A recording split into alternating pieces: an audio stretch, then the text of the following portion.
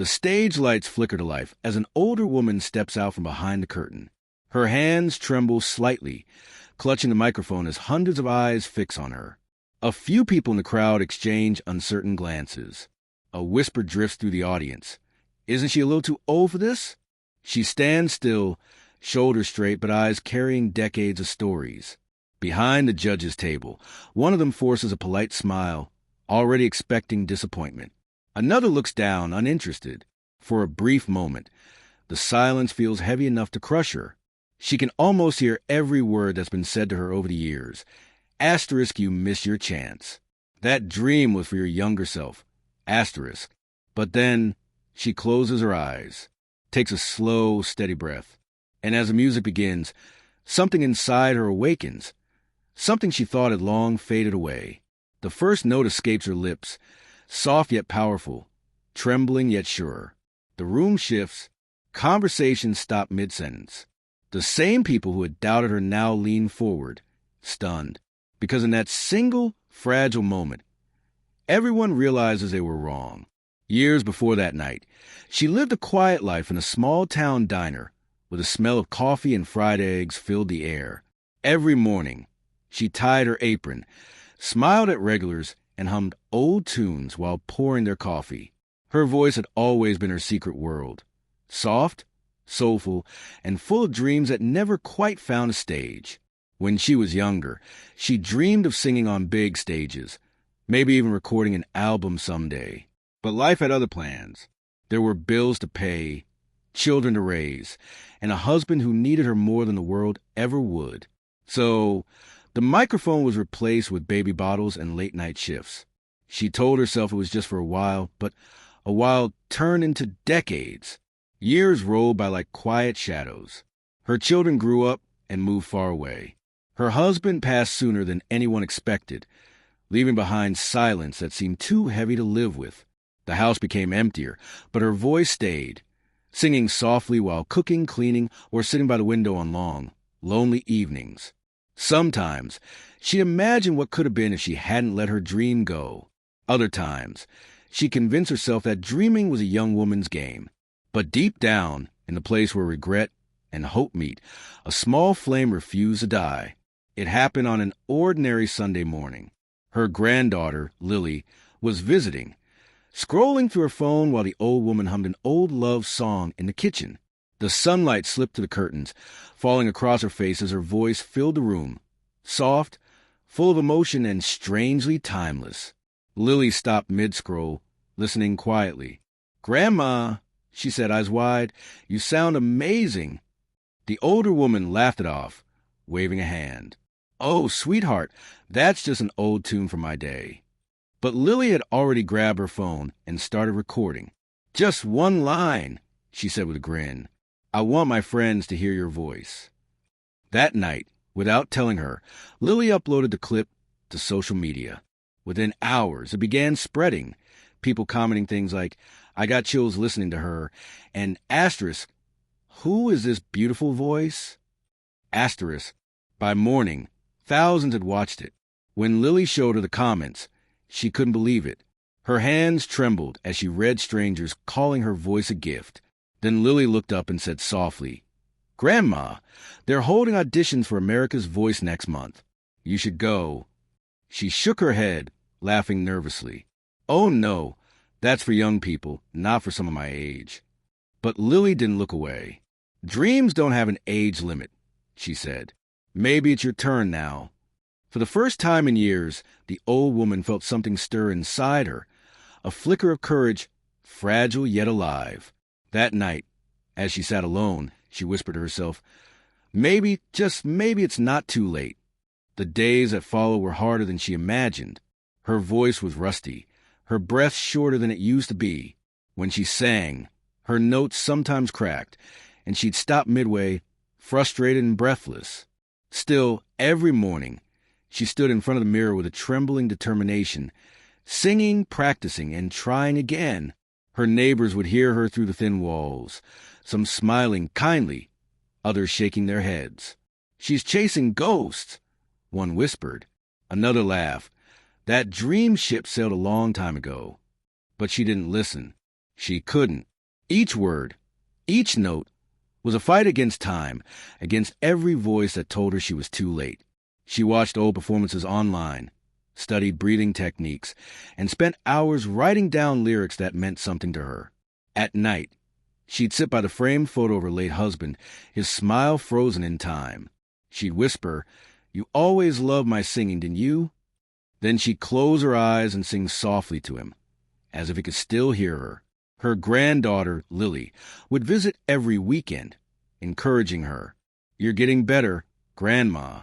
Don't stop now." And though exhaustion sometimes crept into her bones, her heart felt young again. Each note she hit carried more than sound. It carried years of silence, loss, and hope. She wasn't just preparing for a performance. She was reclaiming a part of herself she thought was gone forever. The morning of the audition arrived with a chill in the air. She stood in front of the mirror, fixing her hair with unsteady hands. Her reflection looked back, wrinkles, gray strands, tired eyes. But beneath it all, there was a quiet strength that hadn't been there before. She smiled softly to herself and whispered, "Let's give them one good song."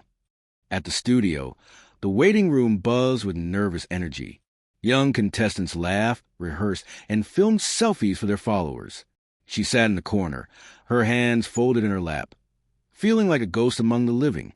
When her name was finally called, her knees felt weak, but Lily's voice echoed in her mind. Asterisk dreams don't have an age limit, asterisk.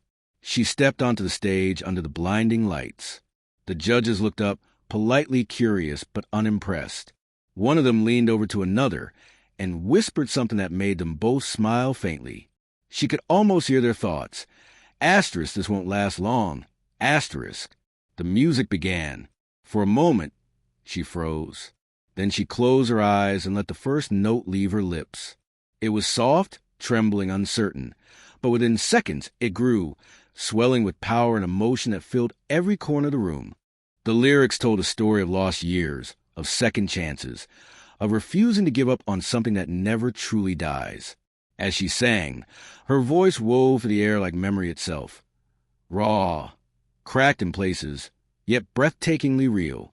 The audience, who had been whispering a moment ago, fell silent. Even the judges leaned forward, eyes wide. When the final note faded, there was a heartbeat of stillness. Then, as if on cue, the entire room rose to its feet. The applause thundered, echoing against the walls. One judge wiped away a tear. Another simply said, "That was beautiful." She stood there breathless, tears glistening in her eyes. For the first time in her life, she wasn't just a woman with a dream. She was a voice the world would never forget. By the next morning, everything had changed. The clip of her performance spread across the internet like wildfire. Millions watched in awe, replaying the moment her trembling voice transformed into something powerful and pure. Comments flooded in, "Asterisk, she made me cry. Asterisk, this woman just proved it's never too late. Asterisk, that's the most beautiful thing I've ever heard." Asterisk, news stations replayed her song. Radio hosts called her story the miracle audition. Talk shows reached out, asking her to appear. Reporters waited outside her small house, cameras flashing as she stepped out, still in disbelief. For a woman who had once lived in quiet corners, the sudden noise was overwhelming, but it was also deeply moving. Everywhere she went, people stopped her just to say thank you, for reminding them that life doesn't end when youth fades. Her voice became a symbol of hope. Older women wrote letters saying they'd picked up their paintbrushes again, dusted off their instruments, started dancing, started living. Even teenagers admired her courage, posting clips titled Asterisk, "Grandma just broke the internet." Asterisk, and through it all, she stayed humble. When interviewers asked what it felt like to become famous overnight, she would smile softly and say, "I'm not chasing fame. I'm just catching up with a dream I left behind." Her granddaughter watched with pride as the world finally saw what she had always known, that behind those wrinkled hands and soft eyes was a heart that had never stopped singing. In every interview, she spoke with the same gentle honesty that had carried her through life. When people asked how it felt to succeed so late, she smiled and said, "It doesn't feel late at all. The dream was waiting for me to be ready." Her words resonated across generations. young people who feared running out of time, and older ones who thought their time had already passed. She told stories of the years she'd spent putting everyone else first, the sacrifices, the doubts, the quiet nights of wishing she'd tried. But you see, she'd say softly, dreams don't grow old. We do. And sometimes when the noise of life quiets down, that dream finally has room to speak again. Messages poured in from people around the world. A retired teacher wrote to say she joined a community choir after decades of silence. A man in his 70s said he'd picked up his guitar again. Parents wrote that their children were moved to tears hearing her story. Her newfound fame became more than a personal victory. It became a movement of hope. She began visiting schools, senior centers, and small-town events, singing not just to perform, but to remind people that passion has no deadline. "I'm not here to prove anything," she'd often tell the crowd. "I just want you to remember, your heart doesn't care how many birthdays you've had. If it still beats for something, then it's not over." Every word she spoke carried the quiet power of someone who had lived through loss, loneliness, and the long silence between dreams, and still found her voice again. Months later, she stood on the grandest stage of her life. Thousands of people packed into the arena, lights glittering like stars above her. As the music began, she glanced toward the front row where Lily sat, tears already welling in her eyes.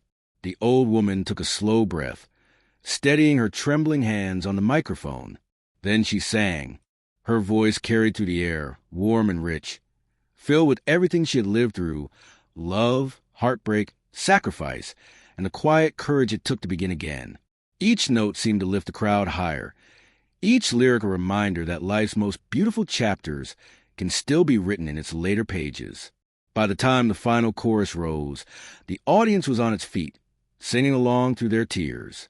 Cameras flashed, people held hands, and for one perfect moment, age, fear, and doubt disappeared. There was only music and the woman who had refused to give up. As the last note faded, she stood under the lights, tears streaming down her face. She smiled, a quiet, knowing smile that said everything words could not. Somewhere deep inside, she could almost feel her husband's presence, as if he was listening from beyond, whispering, "Asterisk, you did it." Asterisk. The crowd erupted, chanting her name. But she wasn't thinking about fame or cameras or the world watching. She was thinking about that lonely kitchen where she once sang to herself, never imagining this day would come. The narrator's voice lingered softly in the background. Asterisk, they said she was too old to start again, but she showed the world that the right time to follow your dream is always now. Asterisk, as the lights dimmed, she lifted her head toward the stars and smiled through her tears. Her voice, once trapped in the walls of a small house, now belonged to the world.